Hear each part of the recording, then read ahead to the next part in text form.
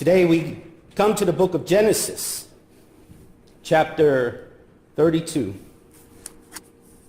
verses 22 through 32. In your pew Bible, that is on page 26. Today's title is "The Struggle is Real." The same night, he got up and took his 2 wives, his 2 maids, and his 11 children, and crossed the ford Jabbok. He took them and sent them across the stream, and likewise everything that he had.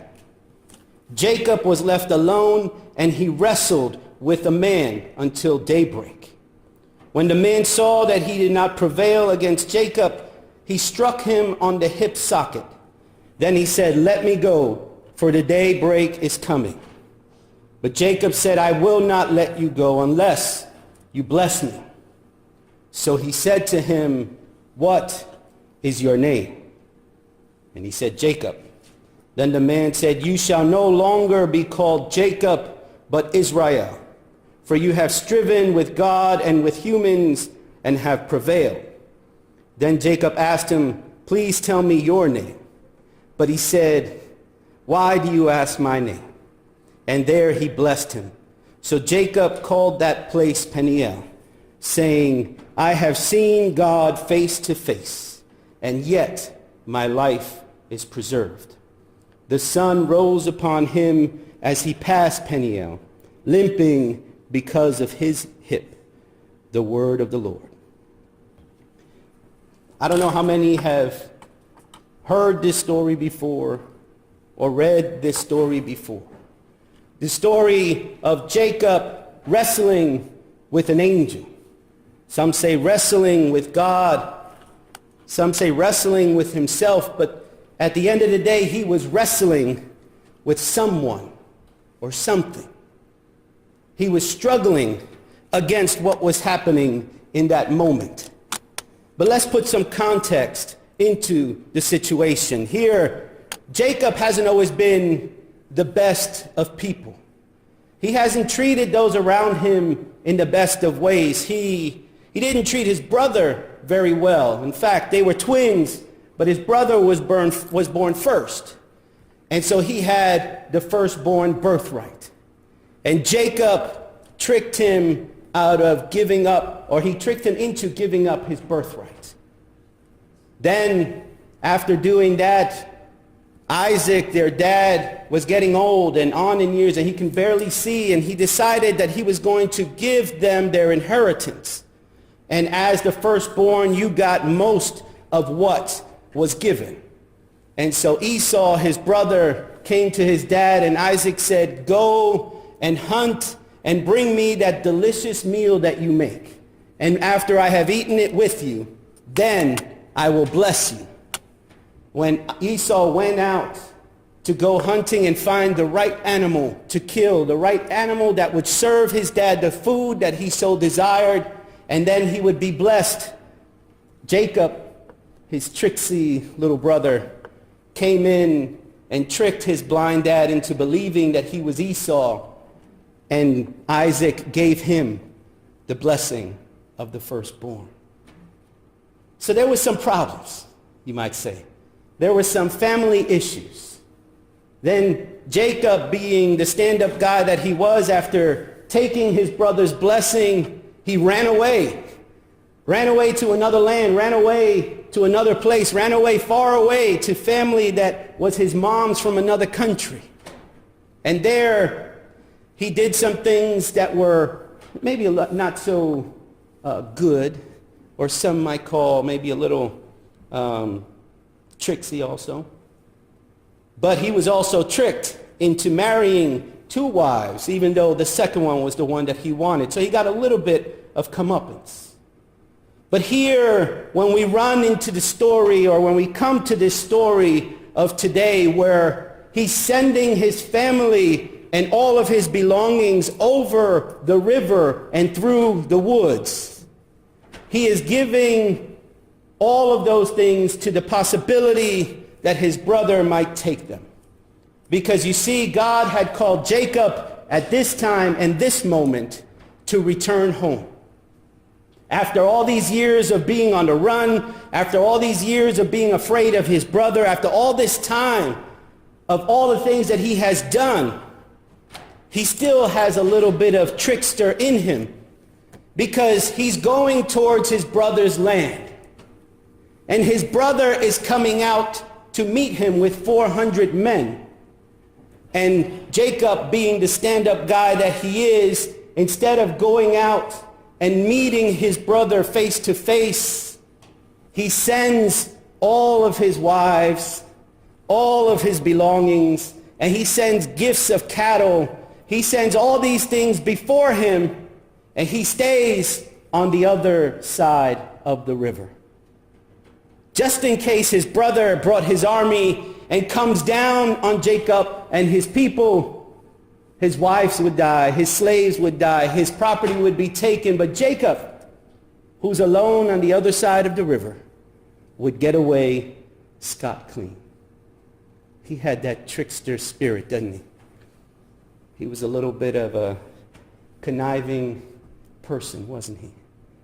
But yet, he thought it out and sent everyone over, leaving himself by himself.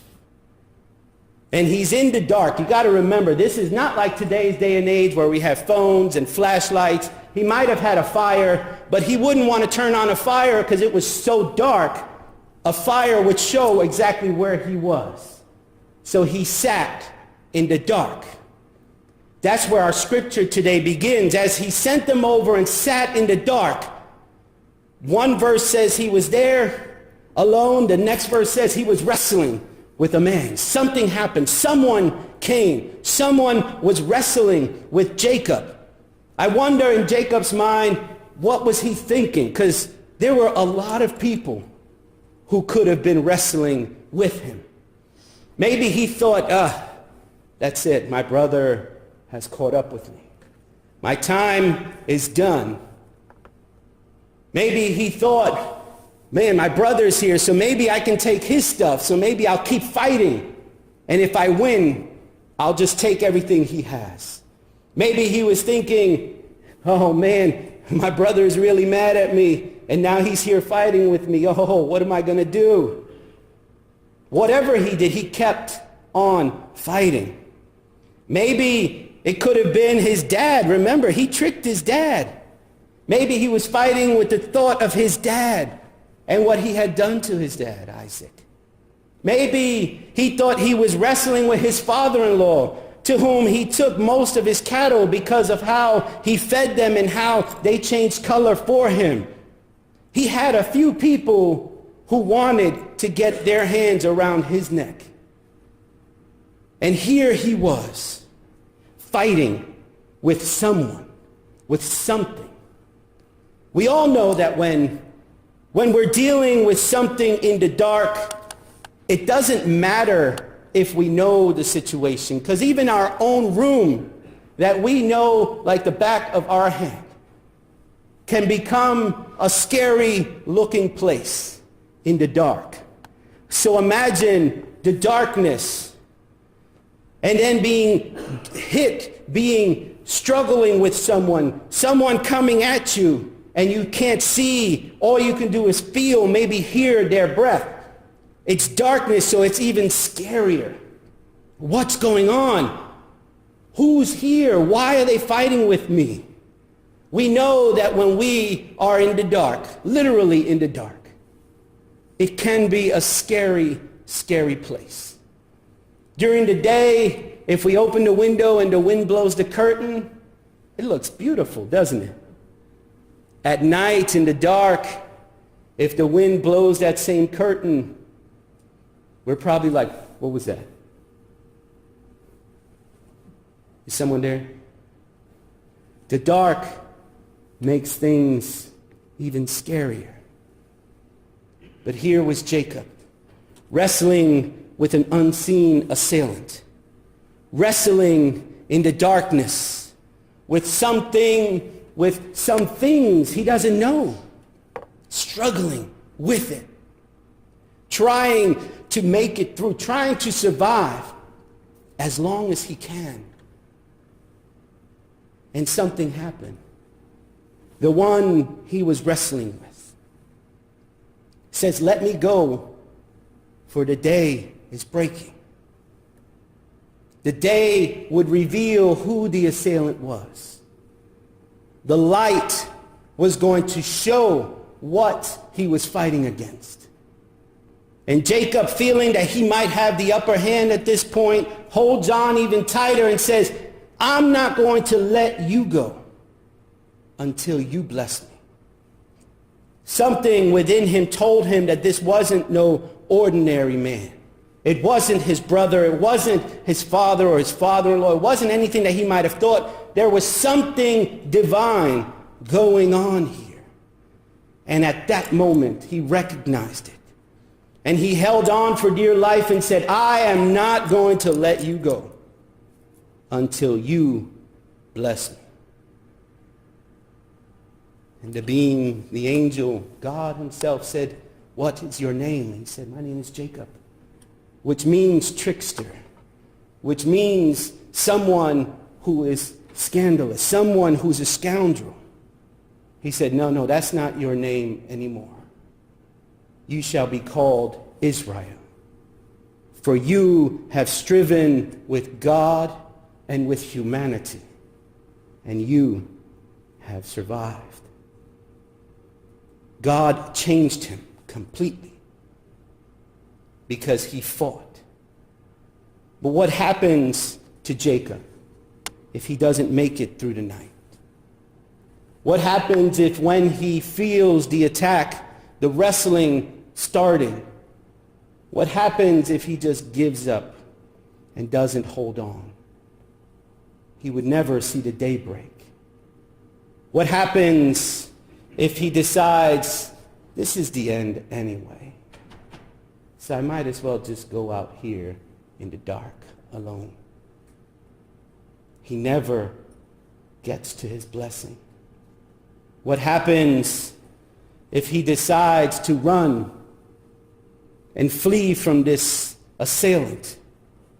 He may see the light of day again, but he will never receive his blessing. And though he fought through the night, now he was a changed person. Literally, his name had been changed from scoundrel and trickster to man who had struggled with God and with humans and survived. But also he was now limping because the angel had taken his hip out of place. But now as I thought about this story, and I love this story, so many things about it that are just so appealing. So many things about it that are so touching. But then I was thinking about my life and the lives of my fellow parishioners and my fellow human beings, and I couldn't let go of the idea that most of us struggle with one thing or another. Some of us struggle with addiction. Some of us struggle with relationships. Some of us are struggling with different things. But I wonder if we're struggling with the wrong things. Sometimes we're struggling and fighting and holding on, and we're saying, "I'm not going to let you go until you bless me." But what we're fighting with is a toxic relationship. How can that bless us? We're fighting for a dream that died. We're trying to hold on and say, "I'm not going to let you go until you bless me," but the dream is dead. How can it bless you?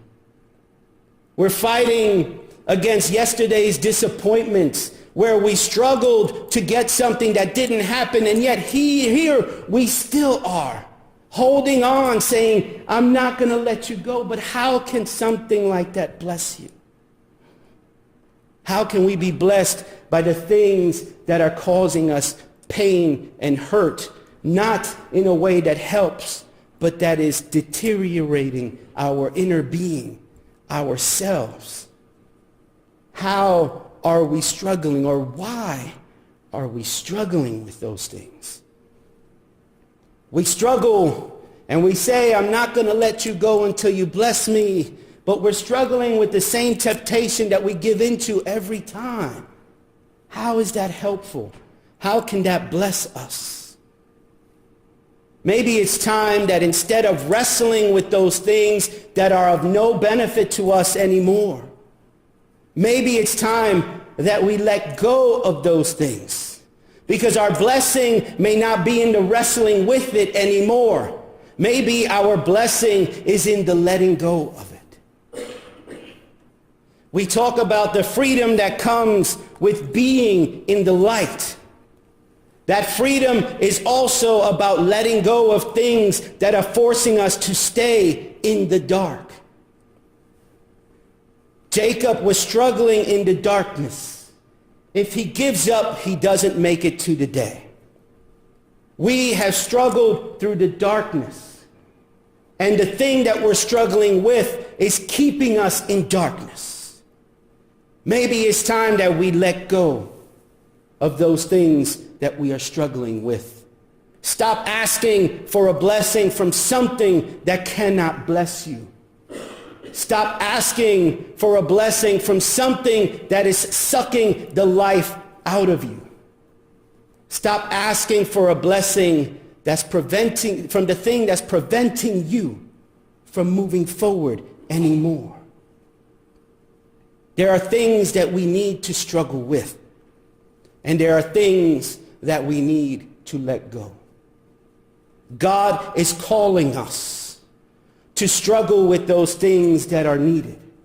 Let us struggle with the scriptures as we read and grow and ask questions. Let us struggle with the relationships of those around us who love us. You know that the person we fight with the most is the person that we love the most.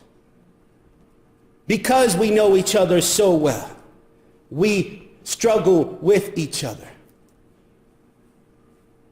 If you are fighting with someone that is of no benefit to you, if you are struggling with something that is destroying you rather than building you up, if you are struggling or wrestling with something that is draining the life out of your very being, you need to ask yourself, why do I continue to struggle with this?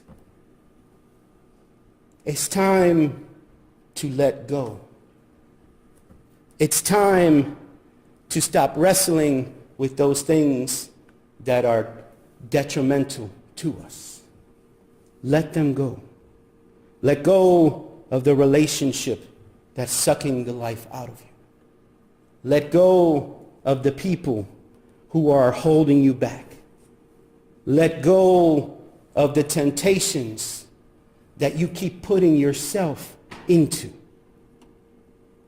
Let go of the things that continue to make change for you and prevent you from making forward progress. Let go of those things that are preventing you from making it to the daylight. And struggle with those things that are of benefit for you. Struggle for those people who are closest to you, who want you to succeed. Struggle with those people who are trying to build you up. Let go of those who bring destruction and pain and hurt. And struggle with those who bring love, who bring new hope, who bring renewed anticipation and inspire you. Struggle with those. You don't have to live in the pain. Life is painful enough. You don't need added pain or added suffering. Hold on to those things that are worth holding on to. Struggle with those things that are worth struggling for. Fight through the night with those who want to fight with you. Let go of those things that are forcing you into that darkness. As Jacob struggled and made it through the night to that bright sunny morning, the scariness of the night had dissipated. No longer was he afraid of the assailant and what was coming. Now he can see, because he made it through that darkness and lived into the daylight. and the freedom that comes from the day.